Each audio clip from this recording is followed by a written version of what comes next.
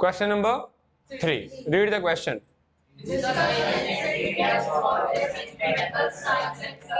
बस यहां तक रहने दो। देखो अलग अलग क्वेश्चंस अलग अलग तरीके से पूछे जा सकते हैं, बट आपको जो इंपॉर्टेंट समझना है वो एक ही चीज समझनी है कि मेडिकल साइंस एंड सर्जरी में इंडिया का क्या भुगतान रहा था और क्या इंपॉर्टेंस रही थी और क्या हमने अचीव किया था एंशिएंट टाइम में, है ना, हमारा क्या प्रोग्रेस रहा था। ये अलग अलग तरीके से बोर्ड में आपको क्वेश्चन पूछ सकते हैं। आने वाले टाइम में मैं आपको आईएमपी क्वेश्चंस भी दूंगा और मैप भी हम लोग सॉल्व करेंगे, है ना। कोर्स खत्म होने के बाद हम लोग अच्छा सा एक रिवीजन भी करेंगे। Let's start now. Maharshi Charak had written the चरक संहिता, याद रखना। और देखो दो तरह के गुरु थे, एक थे चरक संहिता, एक थे सुश्रुत, महर्षि सुश्रुत। इन्होंने बुक लिखी सुश्रुत संहिता। दोनों की स्पेशलिटी क्या थी? तो जो चरक संहिता थे, जो महर्षि चरक थे, इन्होंने जो बुक लिखी, इनको प्लांट से बहुत प्यार था, तो इन्होंने सारी की सारी दवाइयां किसके बेसिस पे लिखी? और महर्षि सुश्रुत से उनको इंसानों से बहुत प्यार था, तो उन्होंने इंसानों के ऑपरेशन के ऊपर बुक लिखी। ये मैं अपनी थियरी बता रहा हूं ताकि आपको याद रहे, एग्जाम में ऐसे लिख कर मत आना, है ना। तो महर्षि चरक किसके ऊपर बुक लिखी उन्होंने?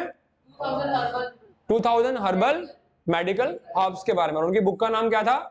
चरक संहिता। वैसे ही महर्षि सुश्रुत, उन्होंने हमारे इंस्ट्रूमेंट्स के ऊपर बुक लिखी थी कि अगर कोई सर्जरी करनी है तो कौन से इंस्ट्रूमेंट यूज करने चाहिए और कोई सर्जरी किस तरह से करनी चाहिए। वाघभट्ट, ये एक तरह के हम कह सकते हैं कि ये भी एक तरह के डॉक्टर हैं या फिर आप कह सकते चिकित्सक है। Vagbhata had written the Vagbhata Samhita and Ashtanga हृदय।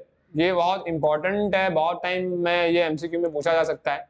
अष्टांग Hridaya made a valuable contribution to diagnosis of, कभी कभी मम्मी ऐसे सर पे हाथ रख के बोलते हैं बुखार आया है दवाई लेके सो जा, है ना। फिर कभी कभी आपको बहुत सर्दी आती है, बहुत बुखार हो जाता है, तो मम्मी आपको कहती है कि नहीं थोड़ा कफ हो गया है, मलेरिया हो गया है। कुछ बेसिक डिजीज के बारे में हम तो हमारे पेरेंट्स को भी पता है, लेकिन जब कोई क्रोनिकल डिजीज होता है तो हम लोग डॉक्टर के पास, तो डॉक्टर आपके सिम्टम्स से आपको बताता है कि आपको कौन सी बीमारी हुई है। तो ऐसे सिम्टम्स कैसे पता कर, कैसे डायग्नोसिस कर पाए कि कौन से सिम्टम्स में कौन सी बीमारी हुई है, तो वो कौन सी बुक में लिखा हुआ है?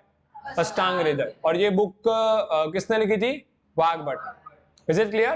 तो उन्होंने दो बुक लिखी थी, वाघभट्ट संहिता एंड अष्टांग हृदय। आयुर्वेद हम सबको पता है, आयुर्वेदिक दवाइयां हम लोग लेते हैं, है ना। आयुर्वेदा नहीं पता? आयुर्वेदा नॉर्मली हम लोग जो प्लांट्स हैं, प्लांट्स का यूज करके हम लोग दवाइयां बनाते हैं, मेडिसिन बनाते हैं। जो नेचुरल दवाइयां भी आपको कह सकते हैं नेचुरल मेडिसिन है एक तरह की, है ना, जो धीरे धीरे आपकी बॉडी को इफेक्ट करती है। तो आयुर्वेदा जिसे हम कहते हैं Hindu herbal science of ancient time, जो हमारे पुराने जमाने में हम बात करें जिनके पास टेक्नोलॉजी नहीं हुआ करती थी, तो वो अभी के टाइम में जो दवाइयां आती है, केमिकल वाली दवाइयां आती है जो तुम्हारी बॉडी को हार्म करती है, लेकिन आयुर्वेदिक दवाइयां तुम्हारी बॉडी को हार्म नहीं करती। तो हमारा जो हम कह सकते हैं कि हमारा हर्बल मेडिसिन था वो इतना रिच था कि हर एक बीमारी का सॉल्यूशन उनके पास था। सो यहाँ पे आयुर्वेदा जो था हमारा हर्बल साइंस माना जाता है, जिसका यूज करके हम आज भी बहुत सारी अलग अलग मेडिसिन बनाते हैं। और इवन उस टाइम पे हम लोग अलग अलग मिनरल्स का यूज करके दवाइयां बनाते थे। प्लांट्स तो यूज करते ही थे, इवन मिनरल्स और एनिमल बोन्स, स्किन्स, उनका ब्लड और उनकी जितनी भी बॉडी पार्ट्स हैं, जहां पे जो उन्होंने रिसर्च किया उनके हिसाब से वो उनसे क्या बनाते थे? दवाइयां बनाते थे। ये एक अपने आप में एक सक्सेस है भारत की।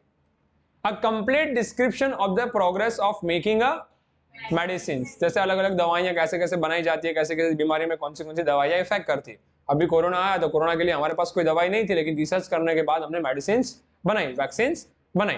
There classification and there uses of medicine is given in the ancient work. तो पहले के टाइम में जो बेसिक बीमारियां होती थी लोगों को, है ना, उनके बारे में वो अपने जो उन्होंने क्योर ढूंढे उन्होंने बुक में लिखे और आने वाली जनरेशन को बताए। इवन कभी कभी क्या होता है, वो लोग हंटिंग करने जाते थे तो उनको पैर में लकड़ा चुभ जाता था, पत्थर चुभ जाता था, है ना, कभी पैर कट जाता था, कभी किसी एनिमल ने काट खाया, पैर खा गया वो, तो आधा इंसान बच गया। तो ऐसे सर्जरीज जो क्रिटिकल सर्जरीज है, ब्लीडिंग हो रहा है ना, उस टाइम पे अभी किसी इंसान का बहुत ब्लीडिंग हो रहा है तो उसको ब्लड कैसे चढ़ाया जाता होगा, सोचो। उस टाइम पे तो नर्स नहीं थी, ब्लड बॉटल्स नहीं थी, तो उस टाइम पे भी वो लोग इतनी डिफिकल्ट सर्जरीज करते थे। ये अपने आप में सबसे बड़ा क्वेश्चन है कि हाउ। Is it clear? तो ये था हमारा progress of medical science and surgery. The surgeon had a skill to operate an abdomen, kidney, cataract, hernia, stone, piles and bladder. ये हमारे बॉडी पार्ट्स है, इनर बॉडी पार्ट्स है, इन सबको ये लोग कहीं ना कहीं किसी न किसी तरीके से क्या करते थे? ऑपरेशन करते थे, और इनके पास इनकी स्किल थी, ये सर्जन थे। They could join the broken or displaced bone, है ना। जैसे हम लोग कहते हैं ना कभी कभी बहुत वजन उठा लिया तो हमारे हाथ की हड्डी उतर जाती है, डॉक्टर कहते हैं कि यहाँ पे ना हड्डी अलग हो गई है, टूटी नहीं है, हड्डी अलग हो गई है ना, टेम्पररी थोड़ी खिसक गई तो उसको जोड़ना पड़ेगा। तो इसे हम कहते हैं डिस्प्लेस बोन, है ना। कभी नींद में हाथ आ जाता है, कभी मस्ती करते तो हाथ में लग जाती है, तो कभी कभी हम लोग गिर जाते तो थोड़ी क्रैक आ जाती।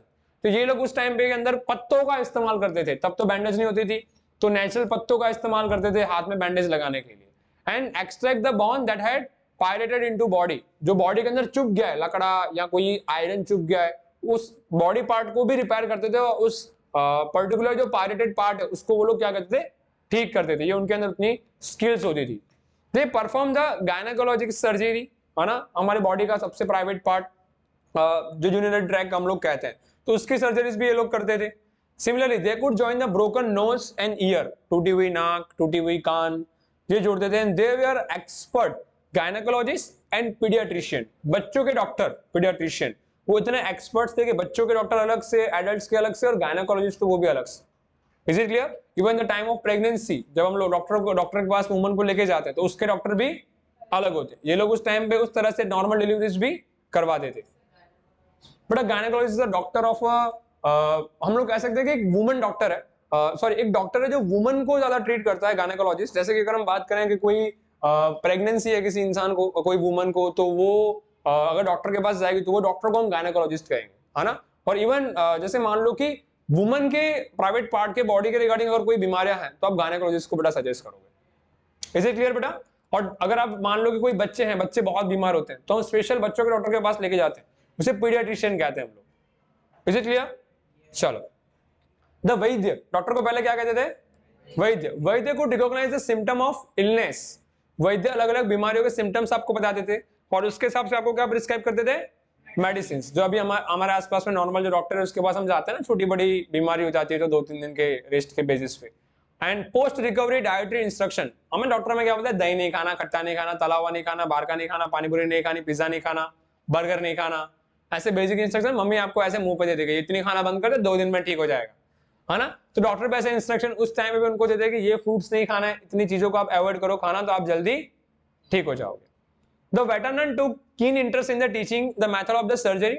Veterans मतलब कि उनके जो टीचर्स होते थे, जिन्होंने ऑलरेडी एज अ डॉक्टर अपना लाइफ स्पेंड कर दिया, वो आने वाले जनरेशन को एक्सपर्ट सर्जरी करना भी सिखाते थे अपने स्टूडेंट्स को। जैसे अभी हम लोग हमारे पास बहुत सारी MBBS कॉलेजेस हैं अहमदाबाद के अंदर, है ना, तो अहमदाबाद के अंदर भी उन लोगों को ये चीज सिखाई जाती है। तो उनके लिए अभी कोई इंसान तो चाहिए ना जिसको हम लोग सर्जरी करके बच्चों को सिखाएं, तो ऐसा तो नहीं कोई जिंदा इंसान उसको लेकर आओ काट के सिखा रहे हैं हम लोग। तो they are using a dead bodies और even they are using a wax body. Wax पता है सबको? वैक्स स्टैच्यू, है ना, मोमबत्ती का जो मीन आता है, तो उसे वैक्स स्टैच्यू बनाते थे और उस पर भी सिखाते थे। और जो इंसान की डेथ हो जाती थी, डेड बॉडी, उसके ऊपर भी वो उनको क्या करते थे? सिखाते थे।